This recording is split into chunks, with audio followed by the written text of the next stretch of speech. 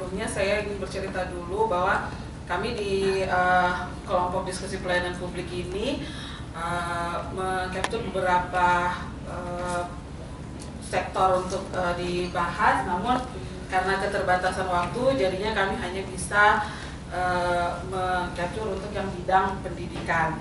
Jadi sektor yang disepakati untuk di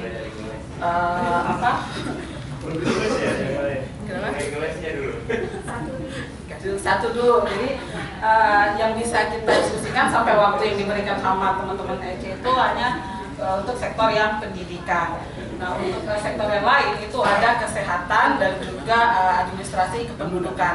Nah, ini nanti mungkin yang menjadi akan kami lemparkan dua ke forum ini, apakah bisa diselesaikan untuk hari ini atau nanti menjadi tugasnya SC saja. Gitu.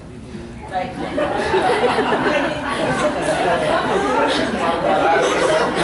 Bagus sekali.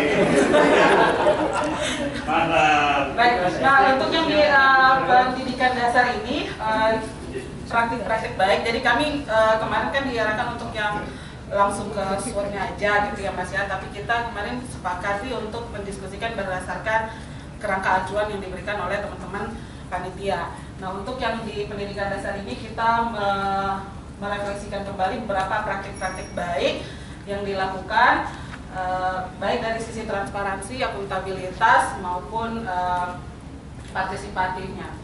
Nah, untuk yang praktik baik yang pertama itu adanya inisiatif Open School untuk membuka anggaran sekolah dengan memanfaatkan teknologi informasi. Ini contoh yang diambil dari Ambon. Kemudian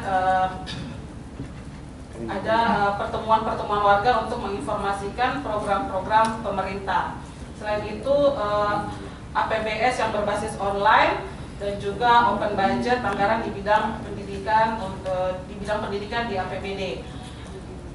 Selanjutnya transparansi proses lelang jabatan untuk posisi kepala sekolah dan kepala dinas. Ini praktik baik yang dilakukan di Kayong Utara, Kalimantan Barat. Nah, untuk tantangannya di sisi transparansi itu masih rendahnya literasi penggunaan teknologi informasi, kemudian belum meratanya ketersediaan infrastruktur dan keterbukaan informasi publik. Dan adanya paradigma penyelenggaraan layanan yang belum terbuka. Nah, untuk peluangnya, mungkin nanti sekalian saja dengan peluangnya, kita masuk ke dulu yang ke akuntabilitasnya. Nah, untuk yang partisipasi publik, praktik baiknya itu ada pelibatan warga, sekolah, siswa, orang tua siswa, guru, dan kepala sekolah, termasuk kelompok-kelompok sekitar untuk tata kelola sekolah. Kemudian munculnya inisiatif-inisiatif penyusunan standar pelayanan publik yang partisipatif. Kemudian terlibatnya media untuk menyediakan ruang-ruang pengaduan. Namun tantangannya rendahnya pengetahuan tentang hak-hak warga dalam partisipatif, kemudian kapasitas warga untuk berpartisipasi itu belum merata, hanya masih aktor-aktor atau OMS yang hanya fokus pada isu-isu pendidikan dasar. Nah, masih terjadi ancaman kritis bagi warga, kemudian masih terjadinya ancaman bagi warga yang kritis. Ini kemarin juga studi kasusnya di Ambon dengan di tempat kami adanya kriminalisasi aktivis atau misalnya orang tua siswa yang anaknya dikeluarkan dari sekolah karena bersikap kritis kepada pihak sekolah. Kemudian tidak sinkronnya dana alokasi khusus dengan kebutuhan di sekolah.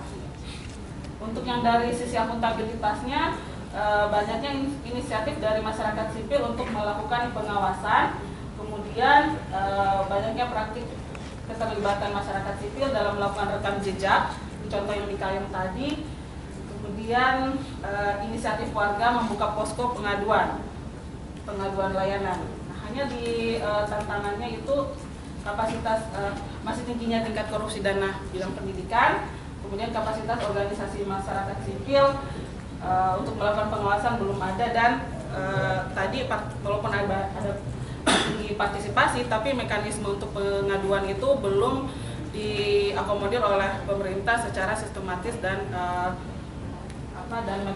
mekanismenya belum sistematis gitu. Lanjut.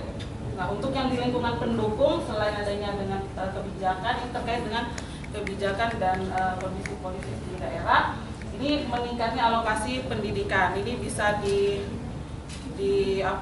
dari studi kasus kita kemarin ada juga dana-dana CSR untuk memberikan atau menyokong beasiswa-beasiswa di sekolah maupun perbaikan infrastruktur di daerah. Kemudian berkembangnya kapasitas sekolah dalam pemanfaatan teknologi. Lanjut, tersedianya standar pelayanan informasi publik di sektor pendidikan. Nah, untuk tantangannya, disparitas infrastruktur pendidikan antar wilayah seperti distribusi guru, dan fasilitas, terus transportasi. Ini terutama yang di bagian wilayah timur. Ya, kita gurunya kalau di desa satu sekolah 4 kelas, gurunya cuma 2 orang atau 3 orang. Ini yang kita temukan dan menjadi tantangan besar untuk pemerintahan SBY. Sudah berlalu dia, Jokowi. Kemudian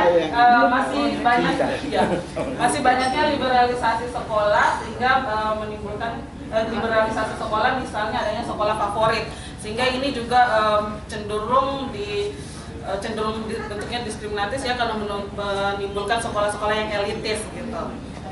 Kemudian pola pikir pendidik yang belum memakai pendidikan sebagai layanan publik, sistem insentif ya, walaupun memang ada sertifikasi guru, tapi guru-guru yang bekerja untuk daerah terpencil itu belum maksimal pemberian insentifnya. Kemudian nilai-nilai integrasi tentang transformasi dalam praktik penyelenggaraan pendidikan. Ini yang kemarin didiskusi dengan teman-teman di YABK, bahwa bagaimana sih mengintegrasikan nilai-nilai anti korupsi itu ke dalam kurikulum pendidikan, gitu kan.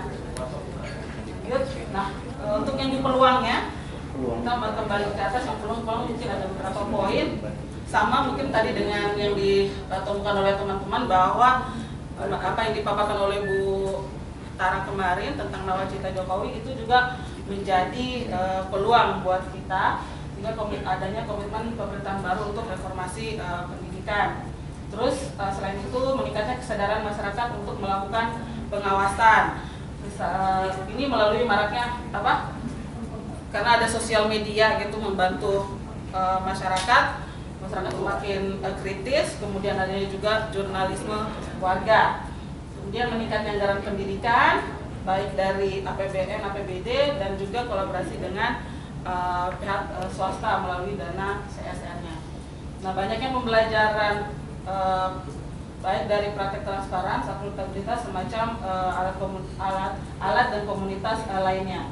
Kemudian kewajiban jam ajar guru, ini terutama buat tenaga pengajar yang sudah tersertifikasi. Lanjut, munculnya pemimpin yang reformis. Kemudian perhatian media terhadap isu-isu pelayanan dasar ini juga memberikan peluang yang besar, dan moratorium CPNS tidak menyentuh tenaga pengajar. Nah, agenda yang kami usulkan untuk usulkan di pelayanan publik terkait bidang pendidikan, yang pertama itu agenda strateginya adalah sistem informasi pelayanan pendidikan dasar yang terintegrasi. Kemudian indikator keberhasilannya adalah tersedianya informasi anggaran pendidikan yang terintegrasi dari APBN hingga APBS, yang dapat juga diakses secara online oleh publik. Kemudian indikator kedua yaitu tersedianya informasi tentang regulasi pelayanan pendidikan yang terintegrasi dari pusat hingga ke daerah. Ketiga yaitu tersedianya informasi tentang sumber tenaga pendidikan.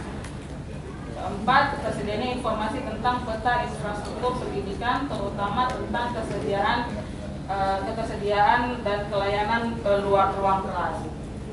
Terakhir, tersedianya perangkat pendukung berupa kebijakan, sistem dan sarana teknologi informasi, program peningkatan kapasitas.